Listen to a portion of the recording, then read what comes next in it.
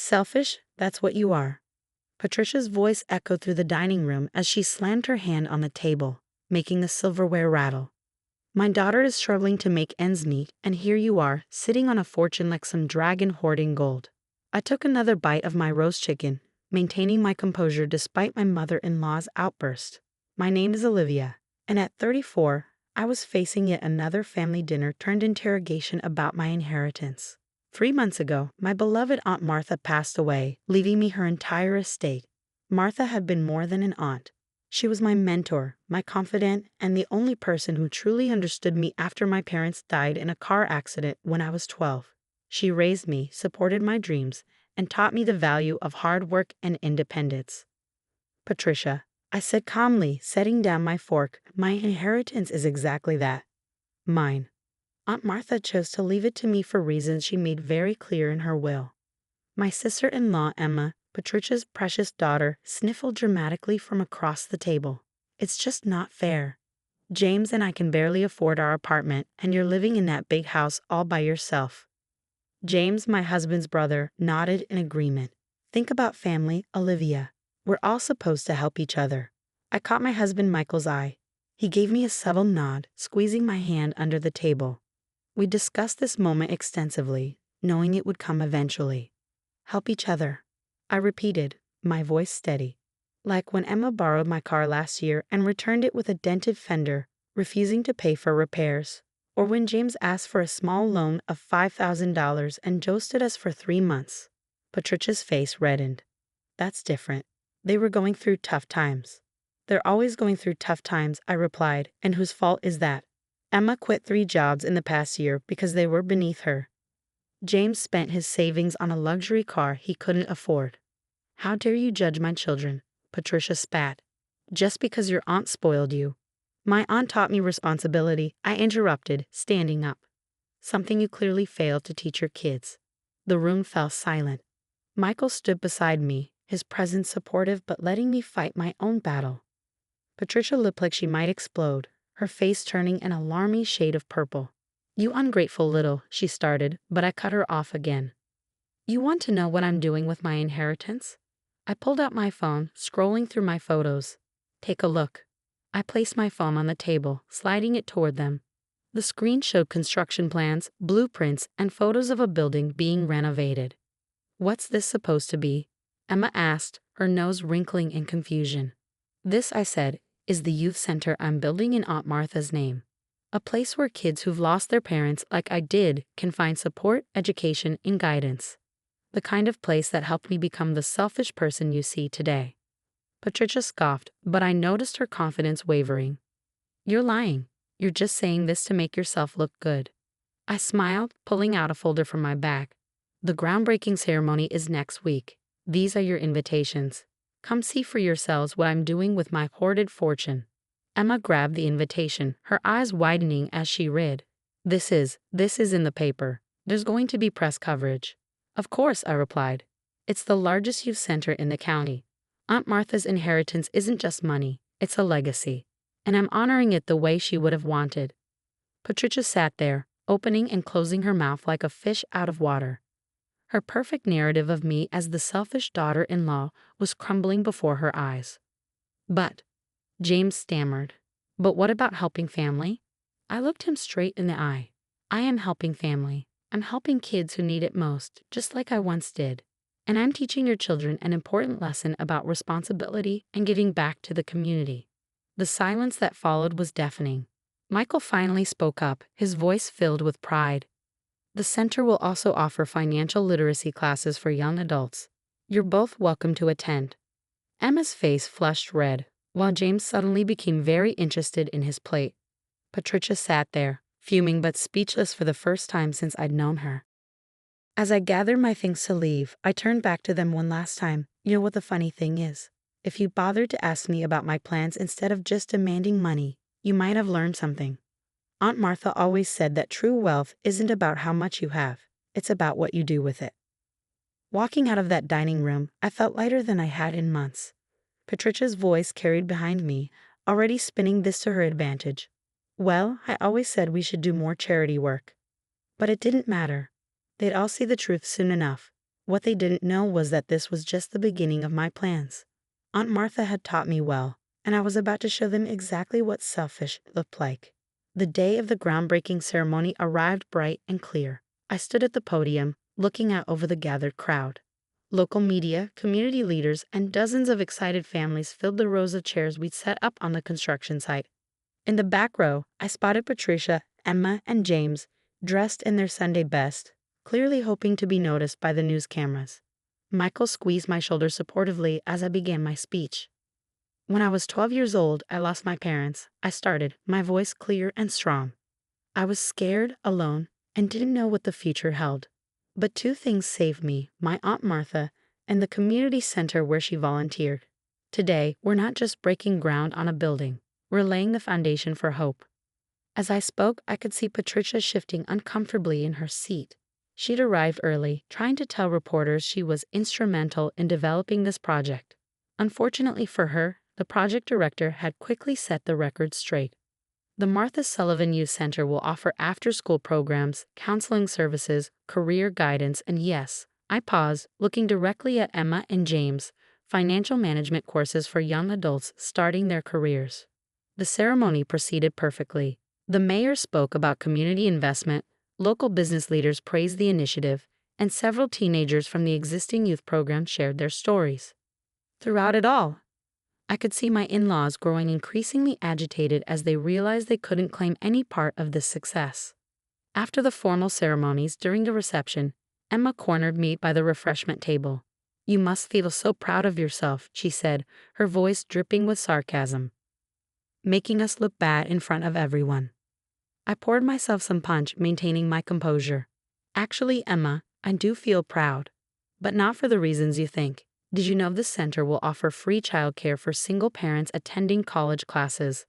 She blinked, caught off guard. "What?" "Yes.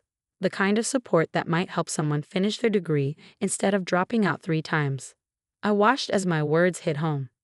Emma had quit college repeatedly, always blaming circumstances rather than her choices. That's not fair," she stammered. "You know I had my reasons."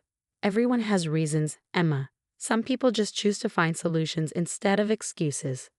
James approached next, looking uncomfortable in his ill-fitting suit. "Hey Olivia, that part about financial counseling, is that really going to be free?" "Completely free," I confirmed, "including personal budget planning and debt management workshops. The first session starts next month if you're interested." He rubbed the back of his neck, glancing around to ensure no one could hear him. Could I maybe get more information about that? For the first time, I saw a glimmer of genuine interest in his eyes. "Of course, James. That's what family is for, right?" Patricia, however, wasn't done trying to salvage her reputation. I overheard her telling anyone who would listen about how she'd mentored me over the years, shaping me into the philanthropist I'd become. "Mrs. Sullivan was like a mother to Olivia," she told a reporter, "but I like to think I helped guide her too." That was the last straw. I walked over, smiling warmly for the camera. "Patricia, you're too modest. Why don't you tell them about your own charitable works?" The reporter turned to her eagerly. "Yes, Mrs. Harrison. What other community projects have you been involved in?" Patricia's face froze. "Well, I have always believed in. Actually," I interjected smoothly, "Patricia has just inspired me to announce our next initiative. We'll be starting a volunteer program for retirees who want to mentor our youth. Would you be interested in signing up? We could really use your guidance." The reporter's eyes lit up, but Patricia looked like she'd swallowed a lemon. I'll have to check my schedule." "No pressure," I said cheerfully. "We'll need volunteers year-round. Though, of course, we do require a background check and references from previous volunteer work." Patricia excused herself quickly after that, practically dragging Emma and James away with her. Michael found me later, grinning from ear to ear. "That was masterful," he said, wrapping an arm around my waist. "Though I think my mother might have an aneurysm." I leaned into him, watching the families mingling, the kids already excited about the programs we'd offered. "You know what, honey? For the first time since Aunt Martha passed, I feel like I'm truly honoring her memory." "She'd be proud of you," he said softly, "and not just because of the center. She'd be proud of how you handled everything with grace." I smiled, thinking of the next phase of our plans, the scholarship program, the job training initiatives, the mental health support services. Patricia might have called me selfish, but I was about to show them what real generosity looked like. As the sun set over the construction site, I couldn't help but feel grateful. Sometimes the best revenge isn't about getting even. It's about rising above and creating something meaningful. Aunt Martha had taught me that too.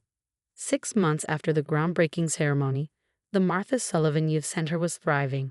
What started as a building project had blossomed into something far more significant than anyone, especially my in-laws, had expected. I sat in my office reviewing the latest program statistics when my assistant knocked on the door. "Mrs. Harrison is here to see you," she said, trying to hide a knowing smile.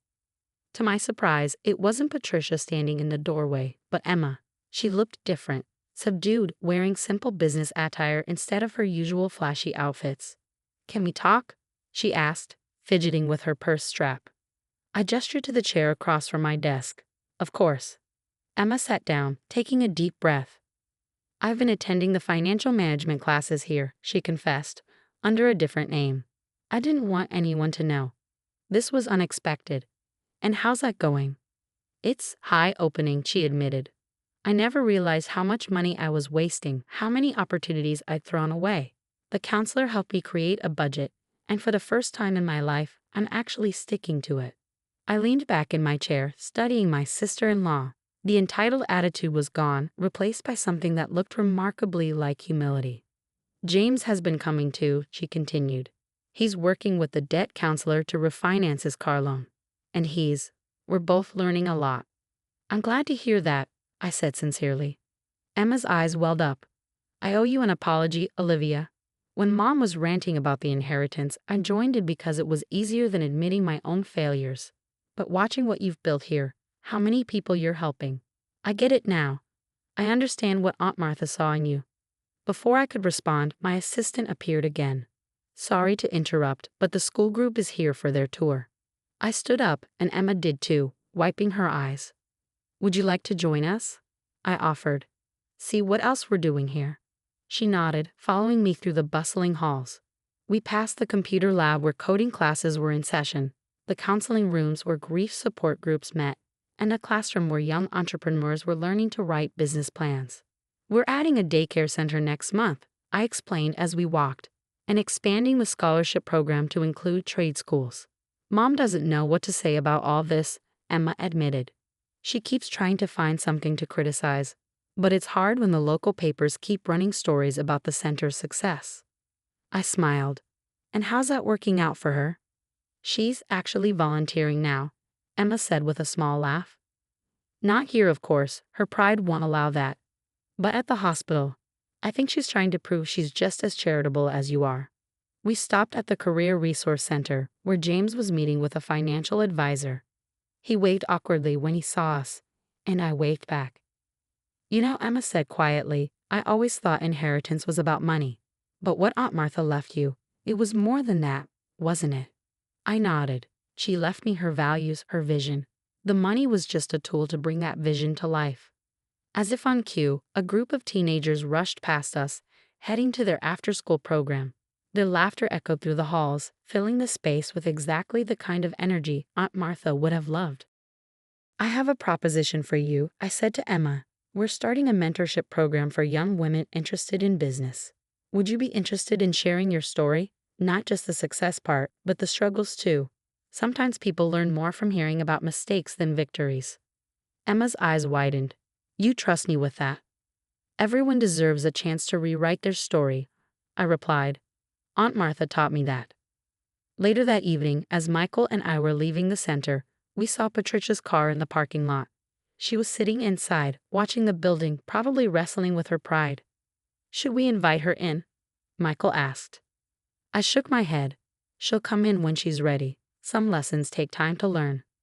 3 days later, Patricia showed up at my office. No dramatic entrance, no demands, just a quiet request to tour the facility. As I showed her around, she remained uncharacteristically silent. Finally, in front of the wall displaying Aunt Martha's photo and the center's mission statement, she spoke. "You've done good here, Olivia.